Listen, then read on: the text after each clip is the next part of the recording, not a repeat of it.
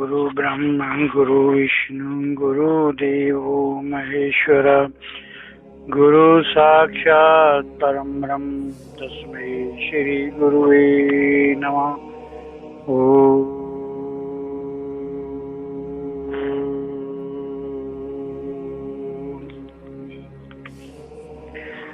मैं अपने सतगुरु भगवान महाराज त्यागपुरी जी के चरणों में नमन करता हूँ। मैं अपने सतगुरु भगवान का आवाहन करता हूँ कि वो अपने ज्ञान व ऊर्जा को मेरी बुद्धि में स्थापित करें, ताकि मैं उनके ज्ञान के द्वारा आप सबका अज्ञान मिटाकर, आप सब प्रकार की भ्रांतियों को मिटाकर, आपकी सब प्रकार की आकांक्षाओं, वासनाओं, उपेक्षाओं को मिटाकर आपके अंदर एक ऐसे ज्ञान की ज्योत जगा सकूं कि आपके जीवन से पूरी तरह भ्रांतियां मिट सकें, सब प्रकार के बंधन मिट सकें और प्रभु से एक होने का मार्ग आपका साफ हो सके। अब तक अपने अज्ञान के कारण ही जीव को आत्मा से भिन्न समझ रहे हैं। प्रभु कृपा से आपका अज्ञान मिटाने में सतगुरु भगवान की कृपा से मैं सफल हो जाऊंगा। आपको आत्मा का अनुभव करने के लिए मार्ग दिखा सकूंगा। आपका अज्ञान है क्या?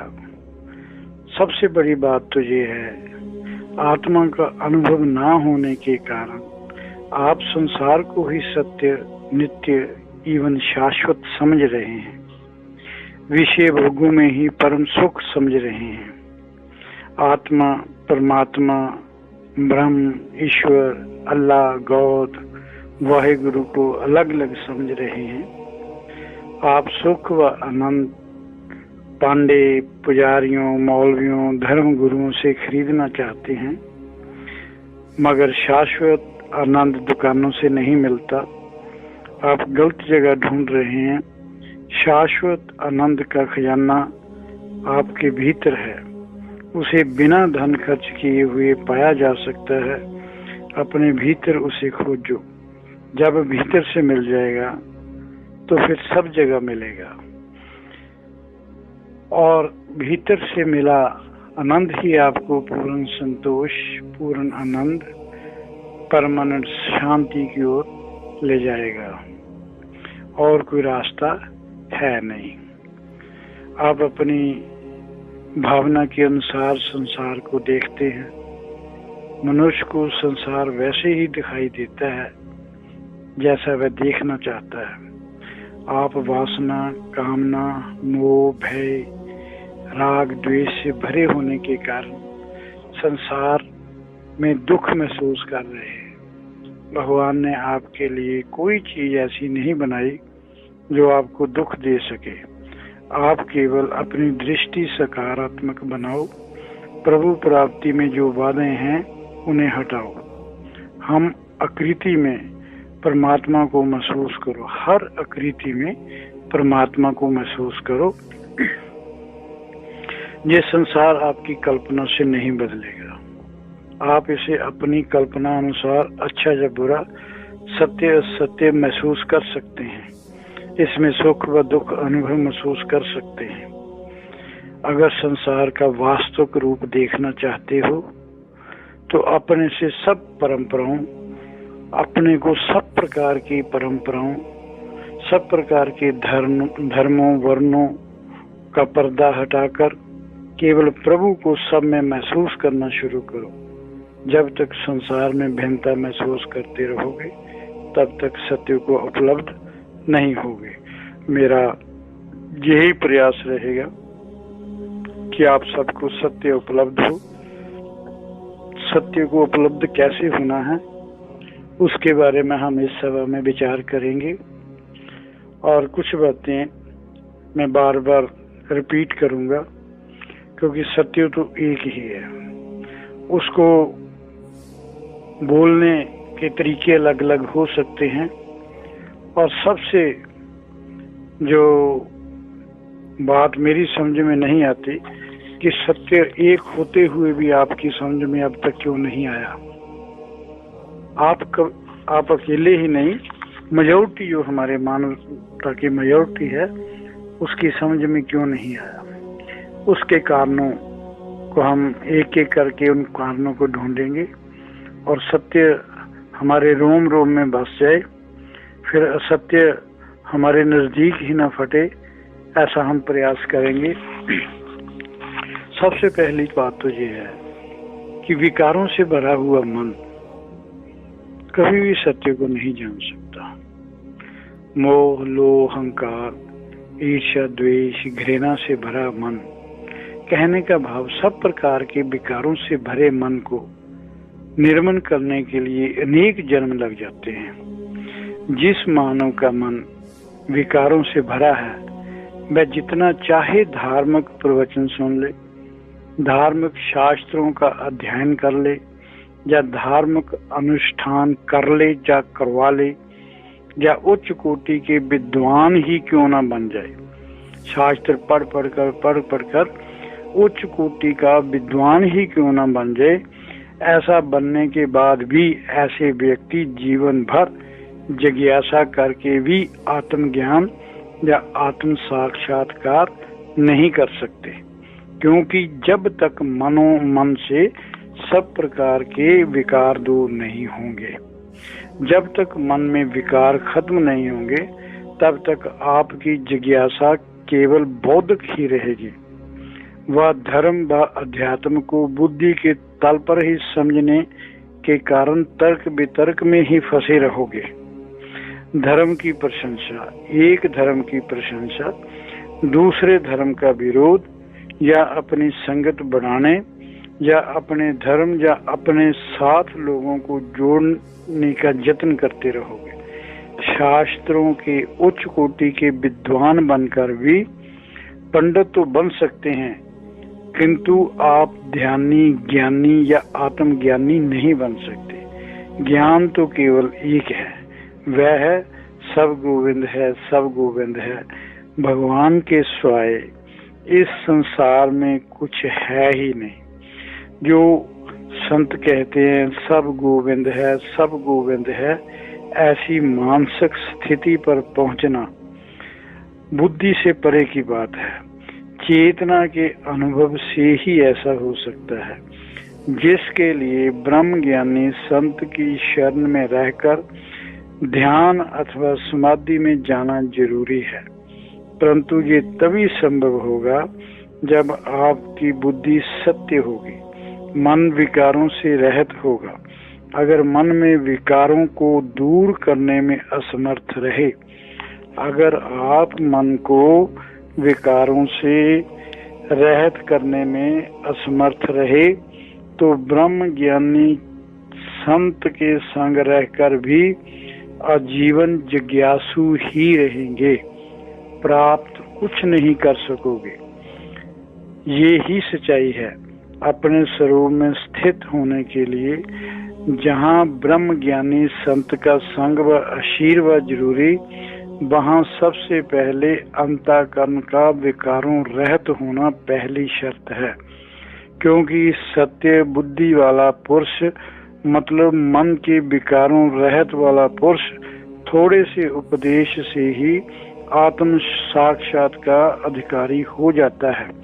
असत बुद्धि वाला, मतलब जिसका मन विकारों से भरा पड़ा है, वह पुरुष आजीवन जिज्ञासा करके भी संसारिक मोह से मुक्त नहीं हो सकता। विकारों से भरे मन वाला साधक जितनी देर या जितने जन्म चाहे साधना कर ले, आराधना कर ले, वह ब्रह्म ज्ञान का अधिकारी नहीं बन सकता। ब्रह्म ज्ञानी गुरु उसको तत्वबोध कभी नहीं करवाएगा। ब्रह्म ज्ञानी गुरु उसको तत्वबोध कभी नहीं करवाएगा, चाहे वह जितनी मर्जी सेवा कर ले, जितना चाहे धन के रूप में चढ़ावा दे दे। आप अधिकारी हैं या नहीं, ये फैसला भी केवल गुरु ही करेगा।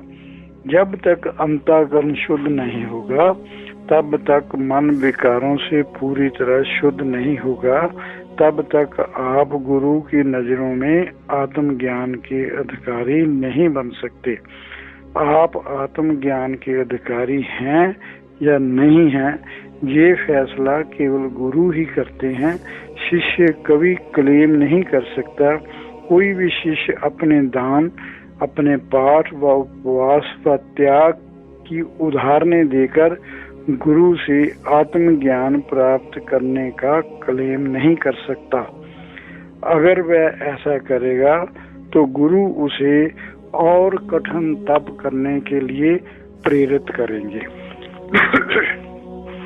जब तक शिष्य का विषयों में रस है, मन में फलाकांक्षा है, कर्तापन की भावना है, व संसारिक विषयों में सुख दुख है, दृष्टि बाहर है, तब तक ये कैसे समझ में आएगा कि मन ही बंधन और मन ही मुक्ति का कारण है? नहीं समझा सकता। जब मन विषयों से मुक्त होकर या विषयों में मस्ती अनुभव करता है, तब तक संसार मन से खत्म नहीं होगा। उसकी मन में उधेड़ बुन बनी रहेगी, संसार के प्रति मोह बना रहेगा।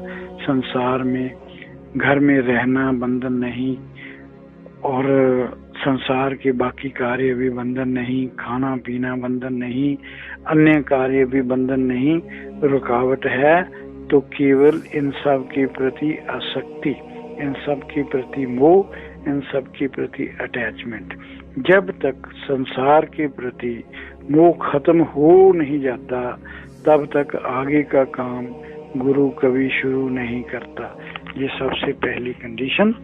गुरु तब आपकी ओर ध्यान देगा जब वह महसूस करेगा कि अब आपको संसार में रस नहीं है। फिर अध्यात्म बेस बनाना गुरु का काम है। वो सबसे पहले आपको ज्ञान देगा, तू शरीर नहीं, ना तेरा शरीर है, तू भोगता व करता भी नहीं, तू तो चैतन्य रूप है, नित्य है, साक्षी है, निरपेक्ष है, सदा कहते रहते हो मेरा शरीर, मेरा मन। इन सब से साफ हो जाता है मैं शरीर से अलग हूँ, मैं अलग व मेरा शरीर अलग, ना मेरा शरीर है। अगर ये शरीर मेरा होता तो इसे क्यों मरने देता, इसे छोड़कर क्यों चले जाता। ये शरीर जीव को प्रारब्ध अनुसार प्रारब्ध भोगने के लिए मिला है, अगली प्रारब्ध बनाने के लिए मिला है, या मोक्ष प्राप्त करने के लिए मिला है। प्रारब्ध पूरी होते ही शरीर नहीं रहेगा। ये सच्चाई है। आपको अगली यात्रा पर निकलना पड़ेगा।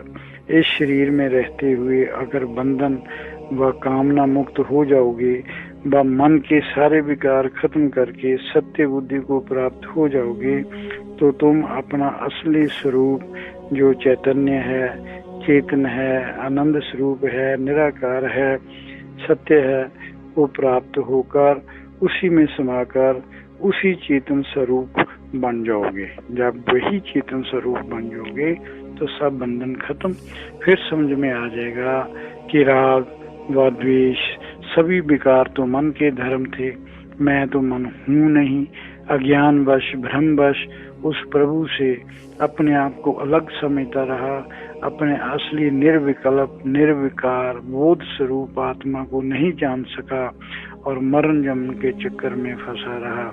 फिर कह उठोगे, फिर ये कह उठोगे जन्म मरण मेरा धर्म नहीं है, पाप पुण्य कोई कर्म नहीं है। सतगुरु भगवान त्यागपुरी जी महाराज अक्सर ये शब्द गुनगुनाते हैं और जितना को मेरे को याद है मैं वो गुनगुनाना चाहूंगा। मेरा सत्य चित आनंद रूप कोई कोई जाने रे, मेरा सत्य चित आनंद रूप कोई कोई जाने रे।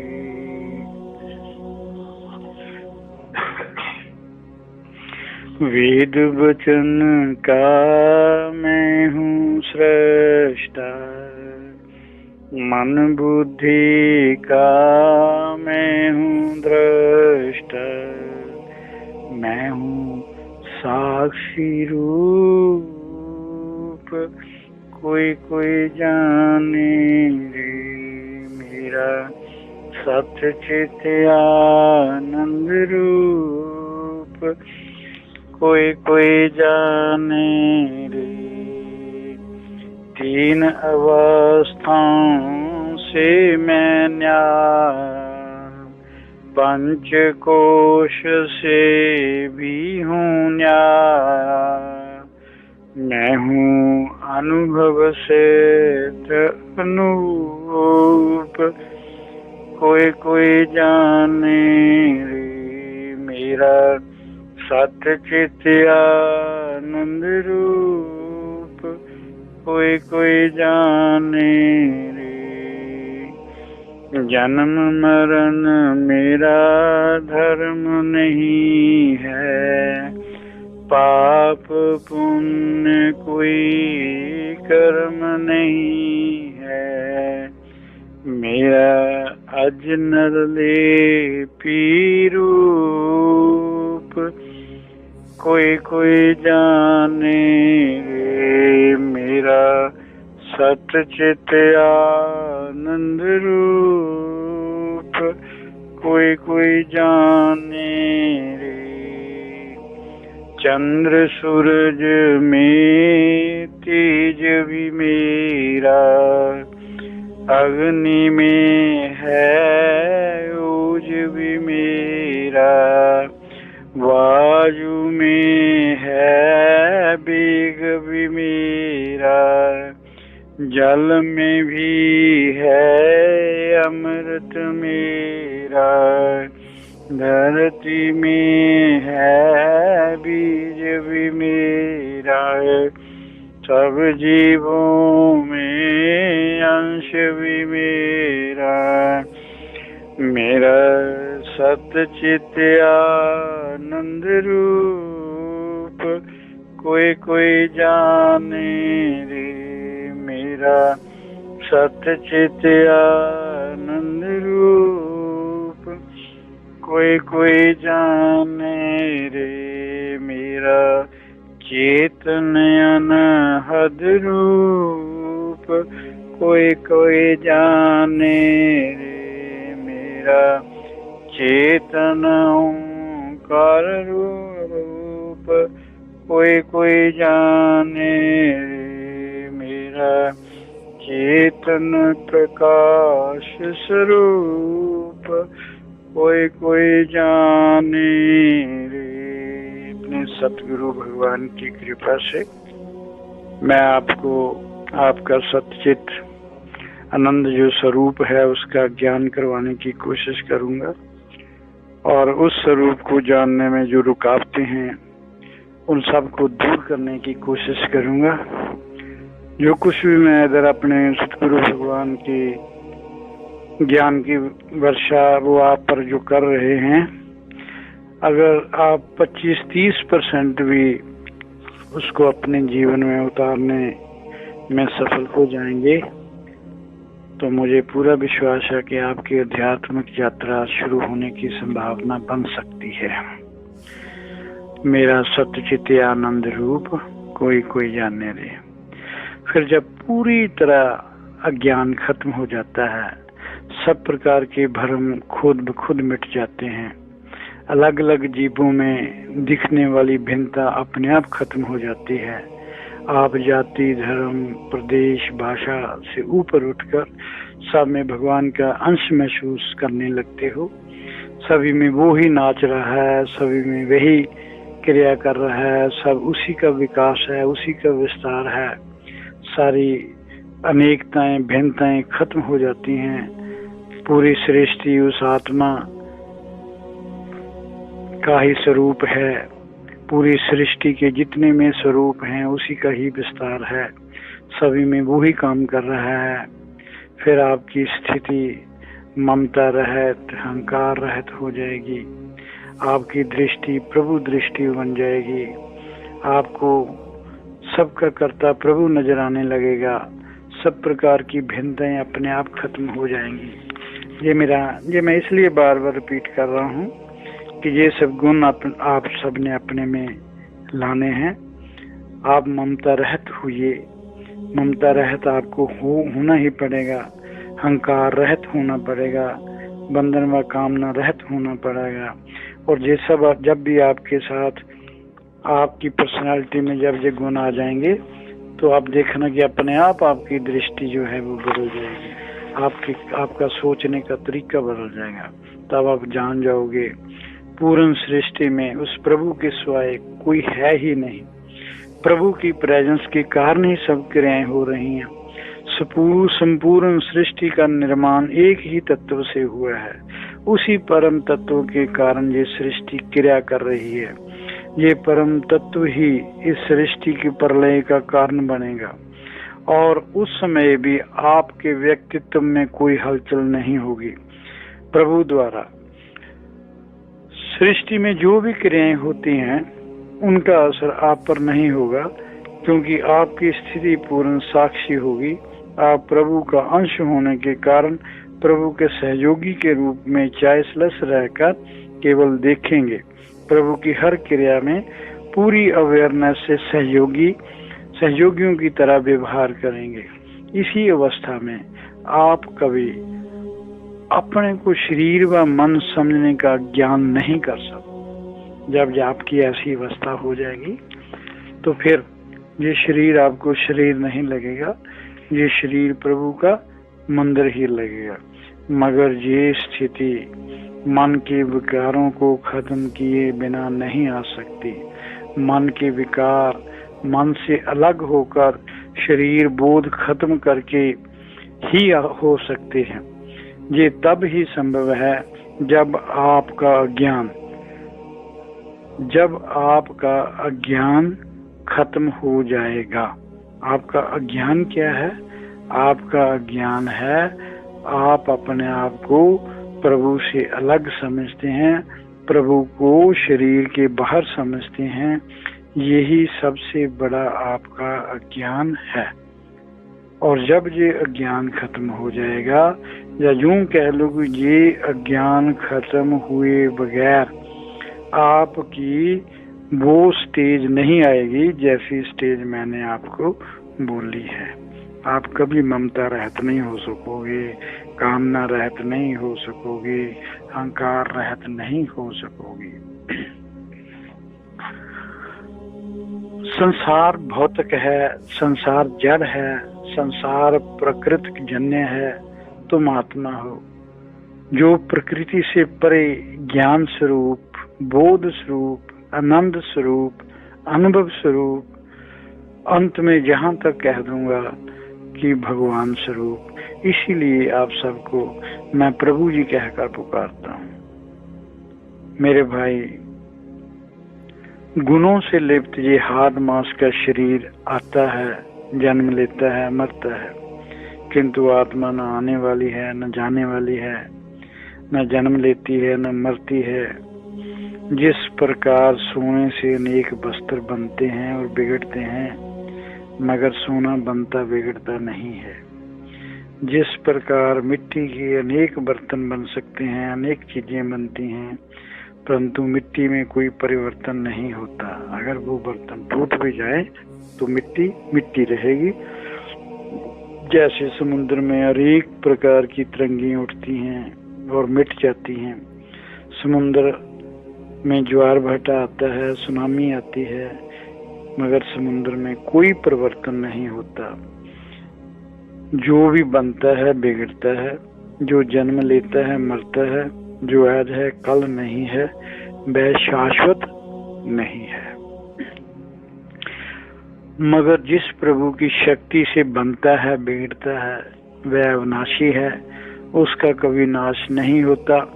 वह शक्ति सदा विद्यमान रहती है। यही सच्चाई है। जिस तत्व से कुछ बनता है बिगड़ता है, वह शक्ति अविनाशी है, वह शक्ति नित्य है, वह शक्ति शाश्वत है, वह शक्ति स्वयंभू है, उसका कभी नाश नहीं होता। अगर मेरी बात का कुछ कुछ समझ आ जाएगी, अगर जो मैं कह रहा हूँ उसमें से कुछ कुछ भी आपकी समझ में आ जाएगा, तो अब के बाद आप अपने आप को बचपन, जवानी, बुढ़ापे व जन्म लेने वाला, मरने वाला शरीर अपने आप को ना मानकर उस नित्य रहने वाली आत्मा को जानकर उसका अंश समझकर आप में रूपांतर हो सकता है। मृत्यु के भय से आप मुक्त हो सकते हैं, अभय हो सकते हो। अगर ऐसा पूर्ण विश्वास हो जाए तो आप इस जन्म व मरने वाले शरीर की चिंता से पूरी तरह मुक्त हो जाओगे और सतगुरु कृपा से आप अभय पद पर विराजमान हो जाओगे। अभय पद पर विराजमान होते ही आपको इस शरीर का मरण धर्म बारे पूरा विश्वास हो जाएगा कि शरीर तो जाएगा, नष्ट हो जाएगा, इसे बचाने या इसे अमर रखने का कोई उपाय नहीं है। आना जाना ये सृष्टि का नियम है। इस नियम को आज तक कोई नहीं बदल सका, ना आगे बदल सकेगा, क्योंकि भगवान के बनाए नियम को कोई नहीं बदल सकता। अब तक इसके नष्ट होने या आपके जो भी आप सोचते हैं कि ये शरीर मेरा नष्ट हो जाएगा, बीमार हो जाएगा, आप ऐसी चिंता से मुक्त हो जाओगे। केवल अपनी प्रारब्ध पूरी करने का इसे साधन समझकर सुखपूर्वक चिंता मुक्त होकर अपनी प्रारब्ध पूरी करोगे। विश्वास करो कि कोई भी अपने काले इल्म से आपके शरीर को खत्म नहीं कर सकता, आपके शरीर को बीमार नहीं कर सकता। कोई भी ज्योतिषी इसके खत्म होने का समय आपको नहीं बता सकता, इसकी भविष्यवाणी नहीं कर सकता। कोई भी ग्रह, जैसे ग्रह होते हैं ना, आप पर ये ग्रह, वो ग्रह, ये करो वो ग्रह शांत हो जाएंगे। विश्वास करो कि कोई भी ग्रह इसे नुकसान नहीं पहुंचा सकता, क्योंकि ये सब भगवान का नियम है और भगवान से बड़ा कोई नहीं है। आप या आपका कोई भी विद्वान किसी भी प्रकार के धार्मिक अनुष्ठान से इस शरीर की मौत के समय को आगे पीछे नहीं कर सकता। इस सच्चाई पर विश्वास करके पूर्ण भय हो जाओ। आपको मिला शरीर अपनी आयु जरूर पूरी करेगा। ये 100 वर्ष चलता है या 20 वर्ष चलता है, ये आपके या किसी देवी देवता के वरदान के हाथ में नहीं है, ये प्रभु के हाथ में है। प्रभु से बड़ा कोई नहीं है। आपको केवल इस शरीर द्वारा अपनी प्रारब्ध भोगनी है व नई प्रारब्ध बनानी है, या संचित कर्मों को भस्म करके व अकर्मी रहकर नई प्रारब्ध ना बनाकर मोक्ष पद प्राप्त करना है।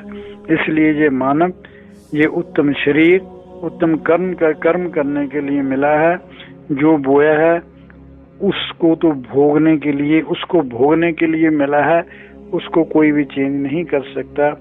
ऐसी मानसिक स्थिति जब साधक की पहुंच जाती है तब भी उसे बहुत होश पूर्वक रहना होता है, क्योंकि दबा हुआ या प्रयास से दबाया गया अहंकार फिर उठकर आपको योग भ्रष्ट करने का कारण बन सकता है। ऐसा अगर ऋषियों, मुनियों, संतों, बुद्धों, सिद्धों के साथ होता रहा है।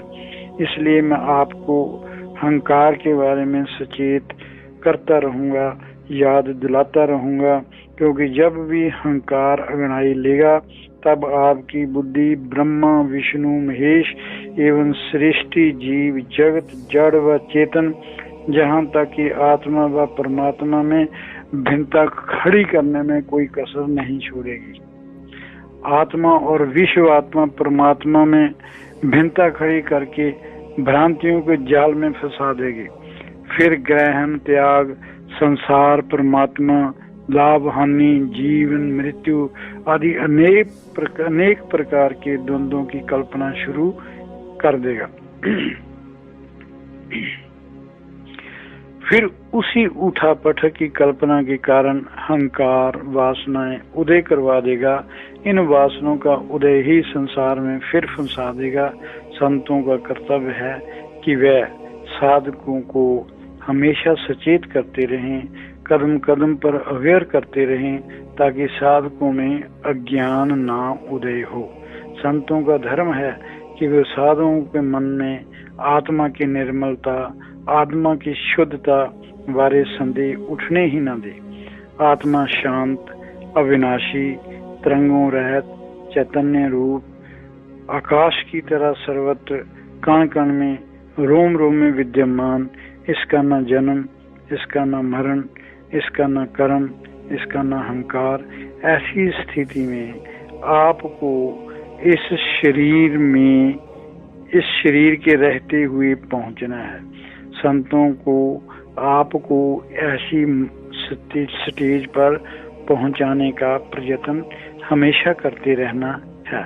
संतों को अपने संत धर्म का निर्वाह करते हुए समाज को हिंदू, मुस्लिम, सिख, ईसाई, बौद्ध, जैन की भावनाओं से ऊपर उठाकर ये ज्ञान देना है, ये संपूर्ण सृष्टि एक है, वह अखंड है, इसे खंडित नहीं होने देना, मानवता में अज्ञान नहीं फैलने देना, जीव आत्मा में भेद, आत्मा में व परमात्मा में भेद नहीं उठने देना। जब जब ऐसे भेद उठे हैं आज से पहले या जब भी आगे उठेंगे, जब भी ऐसे भेद उठे हैं, उसका मानवता को बहुत मूल्य चुकाना पड़ा। मानवता बंट गई, देश बंट गए, धर्म के नाम पर नफरत फैली, यहाँ तक यही सब दुखों का कारण बना। इन सभी भेदों के कारण मानवता में अज्ञान के बीज बोए जाते रहे। सृष्टि एक ही तत्व से, एक ही सत्ता से बनी, फिर इसका विभाजन क्यों? द्वैत दृष्टि ही विभाजन व दुखों का कारण बनती है। हमेशा द्वैत दृष्टि ही विभाजन व दुखों का कारण बनती है। सब एक तत्व से बना, यही समझना सबसे ऊंचा धर्म। सब प्रभु का अंश, यही समझना सबसे ऊंचा धर्म।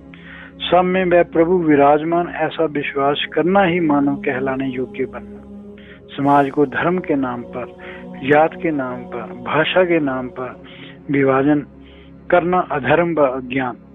संत हमेशा घोषणा करते हैं, हम ब्रह्मास्मि, मैं व ब्रह्म एक, सब जीव व ब्रह्म एक, भगवान से अलग कुछ नहीं।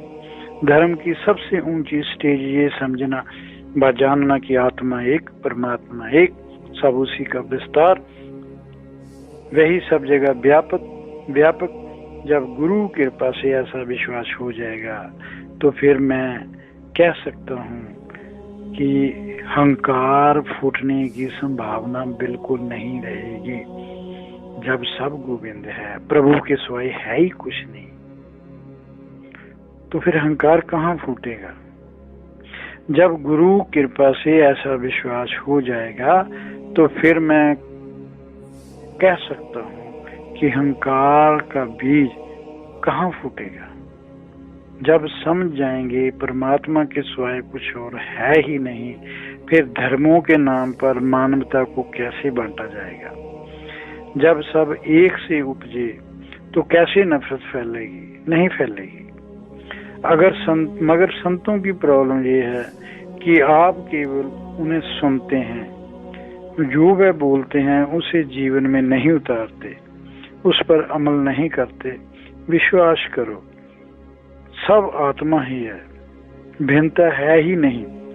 ऐसा विश्वास करके संकल्प रहित हो जाओ, सुखी हो जाओ। ब्रह्म से एकता की एक ही अनुभूति से सब संकल्प, सब विकल्प, सब भ्रांतियां, सब प्रकार की भिन्नताएं अपने आप गिर जाएंगी। मानवता सुखी व शांत हो जाएगी। फिर धर्म के नाम पर, भिन्नता के नाम पर नफरत के बीज नहीं बोए जा सकते। मगर जो होगा तब जब आपकी ऐसी मानसिकता बन जाए, उसके बिना जो होना संभव नहीं है। और ये तब तक आपकी मानसिकता नहीं बन सकती जब तक आपका मन की चंचलता खत्म नहीं होती, आपके मन के विकार खत्म नहीं होते। आप संतों की बात मानो, बस संतों को, बस सत्य को जानकर, संतों से सत्य को जानकर उसे हर मानव तक पहुंचाओ। मैं तो आपसे यही अपील करूंगा कि जो संत आपको सत्य बताते हैं, सत्य तो एक है कि परमात्मा एक है, अलग अलग परमात्मा हो नहीं सकते। सत्य को जानकर हर मानव तक ये सत्य पहुंचाओ। कार्य कठिन है, रुकावटें आएंगी, कठिनाई भरा और जोखिम भरा रास्ता है। ये काम बहुत कठिनाई भरा है, बहुत जोखिम है इसमें। जब सत्य एक है, सत्य तो हो नहीं सकते। सत्य का ज्ञान, सत्य के ज्ञान का प्रसार व प्रचार होगा तो धर्म के नाम पर चल रही दुकानें बंद होने के खतरे के कारण विरोध का सामना, आलोचना का सामना तो करना ही पड़ेगा। परंतु याद रखो, आज तक जीत तो हमेशा सत्य की हुई है, आगे भी जीत हमेशा सत्य की होगी। अंत सुनहरा होगा, समाज का भविष्य बहुत प्यारा होगा। जब अहंकार गिर जाएगा, भेद खत्म हो जाएंगे, भिन्नताएं खत्म हो जाएंगी, तब प्रेम के सिवाय मानवता में और कुछ नहीं बचेगा। ये धरती स्वर्ग बन जाएगी। फिर इस धरती पर देशों की सीमा में नहीं बांटा जाएगा। प्रभु से प्रार्थना है ऐसा शीघ्र हो, प्रभु से प्रार्थना है ऐसा शीघ्र हो। और ऐसा कहने से पहले या प्रभु से प्रार्थना करने से पहले मैं ये पूरी तरह जानता हूँ और समझता हूँ कि केवल प्रार्थना करने से ऐसा नहीं होगा। अज्ञान दूर करने, भिन्नताओं को खत्म दूर करने के लिए कठिन प्रयास सबको करना पड़ेगा। सत्य को जानना, सत्य को समझना, उसे समझकर अमल करना बहुत कठिन। मानव ने इस धरती पर अनेक प्रकार की भिन्नताएं पैदा कर रखी हैं।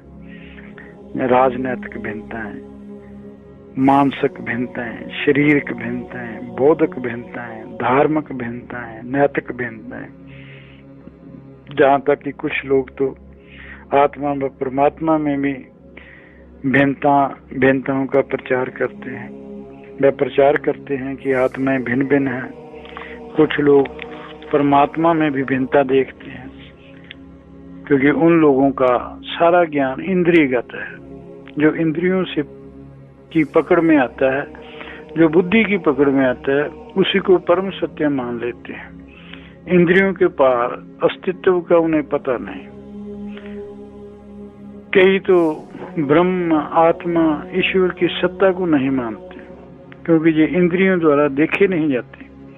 वे मानने को तैयार ही नहीं कि इंद्रियां उसकी ताकत को, उसकी ताकत से ही देखती हैं, उसकी ताकत से ही काम करती हैं। अगर परमात्मा अपनी ताकत खींच ले तो इंद्रियां कैसे काम करेंगी? हमें किसी का विरोध नहीं करना, हमें केवल ज्ञान, केवल परम सत्य, परम आनंद, परम बोध की बात करते हुए, आत्मा की परिभाषा लोगों तक पहुंचाते हुए संसार में ज्ञान की ज्योत से जगानी है। एक दूसरे से ये ज्योत जगती रहनी चाहिए। बस जो भी हमारे संपर्क में आए उसे बंधन मुक्त, कामना मुक्त करके मोक्ष का रास्ता दिखाने का प्रयत्न करना है। उसे समझाना है कि इन बंधनों के कारण ही उसका अज्ञान। बंधनों के 3 कारण होते हैं। एक जो बांधता है, कौन बांधता है? दूसरा जो बंधता है, तीसरा जिससे बंधता है, जिससे बंधता है। संसार के प्रति अज्ञानी जीव की आसक्ति, उसके मोह, उसकी वासना ही उसका बंधन का कारण। जिस मानव अज्ञानवश स्वयं ही बंध जाता है, कोई दूसरा उसे बांधने वाला नहीं। संसार किसी को नहीं बांधता। अज्ञान से बंधन महसूस होता है, अज्ञान से बंधन महसूस होता है। ये बंधन परमात्मा भी तोड़ सकता है, फिर तो आप कुछ कर नहीं सकते। ज्ञान प्राप्ति के बाद ज्ञानी की दृष्टि बदल जाती है। वह अपने को शरीर मन अहंकार से परे शुद्ध चैतन्य आत्मा जान लेता है, जिससे सृष्टि व आत्मा का भेद खत्म हो जाता है, अज्ञान का पर्दा हट जाता है, फिर वही एक चैतन्य मात्र रह जाता है। जब प्रभु एक ही है, प्रभु के सिवाय कुछ है ही नहीं, तो फिर समझ में आ जाता है बंधन कैसा, मोक्ष कैसा। बंधने के लिए दूसरा चाहिए था, वह खत्म। बंधन तो अपने आप खत्म। सो पहले था बांधता कौन है, विकार ही बांधते हैं संसार से। बंधते किससे हैं? हम संसार की चीजों से बंधते हैं। और बंधता कौन है? जीव बनता है। हमारे अंदर जो जीव है वो इस मोह के कारण इस संसार से बंध जाता है और दुखी होने का कारण वो पैदा कर लेता है। बंधने के लिए दूसरा तो चाहिए ना, संसार तो चाहिए ना बंधने के लिए। वह खत्म तो बंधन अपने आप खत्म। फिर कौन बांधेगा, किसको बांधेगा? दूसरा तो है ही नहीं। अपने आप को चैतन्य आत्मा से भिन्न समझना ही बंधन का कारण। अब ज्ञान की ज्योत जगने से न बंधन न मोक्ष, दूसरा है ही नहीं। आत्मा का स्वभाव ही मुक्त। द्वैत की भ्रांति मिट गई, बंधन व मोक्ष खत्म। मैं तो कभी बंधा ही नहीं, मैं तो हमेशा मुक्त। बंधन की भ्रांति खत्म, मैं मुक्त। अब तुम्हें कोई बंधन नहीं, तुम मुक्त होने की जरूरत नहीं, तुम तो सदा ही मुक्त थे। जब तुम अपने आप को आत्म स्वरूप को उपलब्ध हो जाओगे तो फिर कभी कर्म जाल में नहीं फंसना। हमेशा अपने शांत व आनंद स्वरूप में स्थित रहने की तब भी जरूरत रहती है। ये रास्ता इतना आसान तो है नहीं। जैसे मैंने बताया, अगर आप इस स्टेज में पहुंच भी जाओ, प्रयास करके पहुंच सकते हो, क्यों नहीं पहुंच सकते? जब इतने बड़े सतगुरु भगवान का आशीर्वाद आप पर है, सतगुरु भगवान त्यागपुरी जी महाराज की कृपा आप पर है, तो आप इस स्टेज पर क्यों नहीं पहुंचेंगे? जरूर पहुंचेंगे। पर सचेत करना तो मेरा फर्ज है।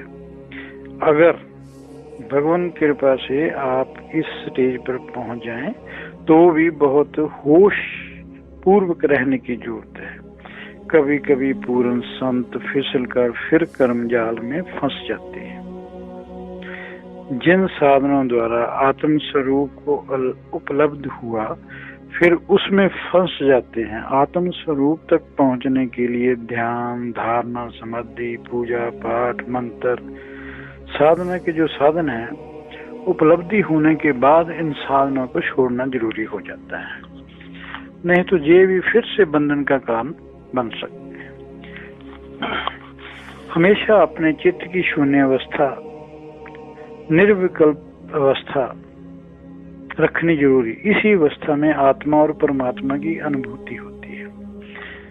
देखो एक बार फिर, चित्त की शून्य अवस्था, निर्विकल्प अवस्था में ही आत्मा व परमात्मा की अनुभूति होती है। इसी अवस्था में साधक आत्म स्वरूप को उपलब्ध होते हैं।